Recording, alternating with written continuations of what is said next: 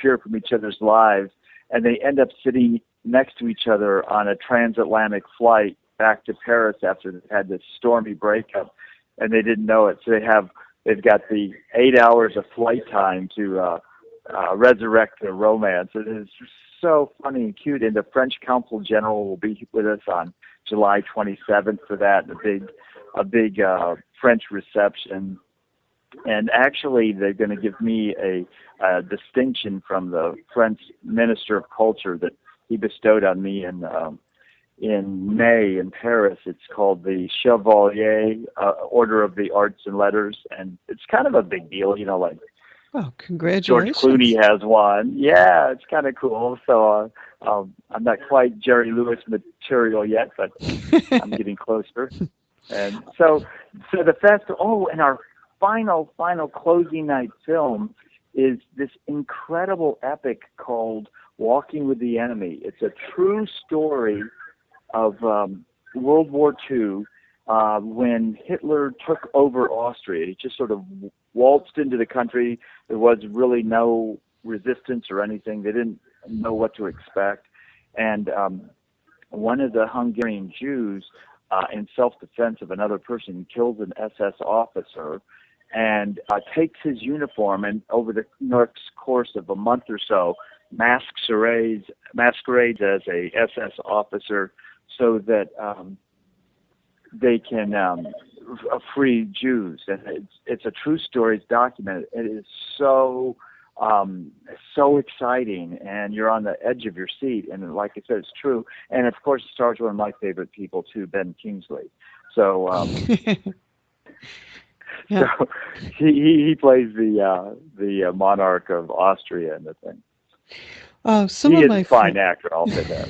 Okay, so some of my friends are in the business, on the edge of the business, and they had a couple of questions. They wanted to know, what makes your festival choose one film over another? What are you looking for? Yeah, that's a really good question. What I'm trying to do is quilt together a patchwork of things that appeal to every sector of the community that I can, and sometimes that means that maybe a film that was better than one that I picked doesn't get picked because I already have one in that same genre or the same storyline of it. So it's kind of difficult. And to add into the equation or the algorithm of trying to make it work is the fact that not all the films that we see throughout the course of the year are available to us. So we have to pick and choose. Also, some of them become. We had a film in this year's festival that I got at Cannes back in May, and a week before the festival's open, and this is the one that has Benicio del Toro in it, so it's kind of a big film for us, called Jimmy P. Another true story. But a week before the festival opens, the people that gave it to us said, "We no longer own it. You have to contact this new thing. Good luck. Hope it works." So it's like, what are you talking about? We've already sold tickets to it, So it's just, the job never ends. Even when you think you've got closure on something and you can move ahead, you've got to turn around, do a 180, and go back and start over again. And it's, with 200 and some films, that gets really intense, So anyway, I'm not sure what your question was, but that was a long roundabout answer, I know. A Fort Lauderdale actor said that getting into a short in a film festival is a major way to get noticed by producers and directors. And he says that unless you move to Los Angeles, sometimes it's the best way for an actor to get into the business. Have you had... It is. Yeah. That's a good point. What happens is that because it's hard to get your first big break in a feature unless you know somebody or you've got something else going for you. So it's a calling card. You can say, hey, here's this short film.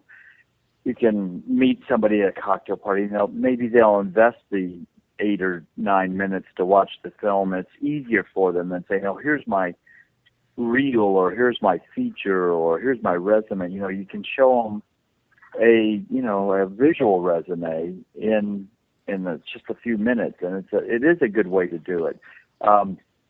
it's not a method that self you know self motivates itself. You have to still be the engine behind making sure you make the contact, and most of those are made in ways other than the usual way. You don't call up, make an appointment, go by their office and drop it up. You meet them in a cab, you meet them at another screening or a cocktail party or a friend of a friend of a friend.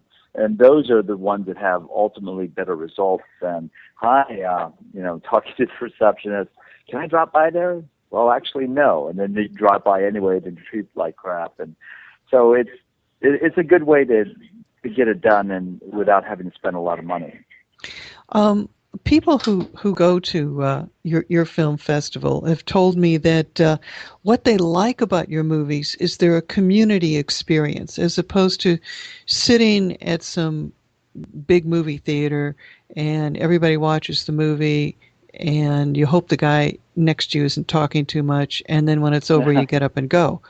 And they really like the fact that people seem to want to discuss the movies with one another, that they just don't watch and leave. Yeah, that's a great observation, because we frequently have the filmmakers here, so there's a Q&A that follows, and they'll all get to talk and voice and hear each other's comments. Then most of them are here like all day, so in between the movies they go out in the courtyard, they have something to eat, have a glass of wine, and they talk to other friends that they see, and next thing you know, they're making new friends and talking about film, and they say, oh, I saw this in Pompano yesterday, or I saw this last week in Hollywood, or whatever.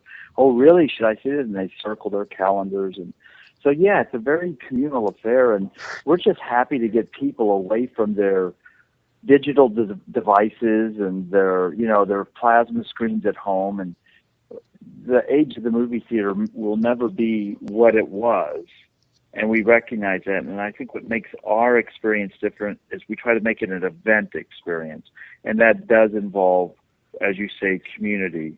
So not only do we have other things going around the periphery of the movie, but it does make you want to communicate and with each other and have a dialogue so that you can voice your things, hear other thoughts, learn of other films. I think it's great. I love it. Now, film festivals tend to have a reputation as a place for the very young. And you do get the young film lovers, but you also get a slightly different crowd. A little older, a little hipper. Am I right about that? Yeah. We get, I'm an ex-hippie from the 60s, so we get a lot of people that have experience in cinema or theater from transplanting themselves from New England or the Midwest or even the West Coast, and they come from an area where they have a history of going to the cinema, seeing foreign films, appreciating documentaries, reading the New York Times, that kind of background, which is great. We do try constantly to cultivate and nurture a younger crowd because, we all have a shelf life, and we want to make sure that the next generation of flippers are out there. So we offer quite a different palette, if you will, of opportunities for them to evolve. But yeah, we do have an audience that has a history, and I think that's a good thing. Now, second question from a filmmaker, which is, if the quality of both is equal, is it better to have 2 10-minute shorts or 1 20-minute short? 2 10-minute shorts. Okay. Yeah, always. I think people make a mistake when they're making shorts and they make them too long. I mean, I really take the word literally. And that's short. And make it short, make it have them wanting more. Sometimes you see them make a short and they try to make it like a major production, They'll have a slow zoom, they'll have an establishing shot, they'll have all this stuff that is indicative of a feature film, but that's not the game. You got to get to the crux of it quicker, and we don't want to see that, oh, you can make a feature film. Look at this little short, it's just like a feature. No, make a short film, make it well, and people will recognize you know how to make films, and you'll know what to do when you get to the real one. So, Yeah, I try to attend. If the film goes over 12 minutes, unless it's really good, I steer away from it. Now, we're almost out of time, so give us your website again and the phone number so everybody can go to the film festival. Sure. Our website is the acronym for Fort Lauderdale International Film Festival, which is FLIFF, F-L-I-F-F. And our phone number is 954-525-FILM, which comes out to 525-3456. And we are open in Hollywood every day at noon, sometimes earlier if you look at the schedule. And here at the Cinema Paradiso in Fort Lauderdale from 11 till closing. And then the other venue is always an hour before the first screening. Well, thank you, Gregory von Hausch, President and CEO of the Fort Lauderdale International Film Festival. I'm Elaine Viets, and you're listening to the Dead End Job Show.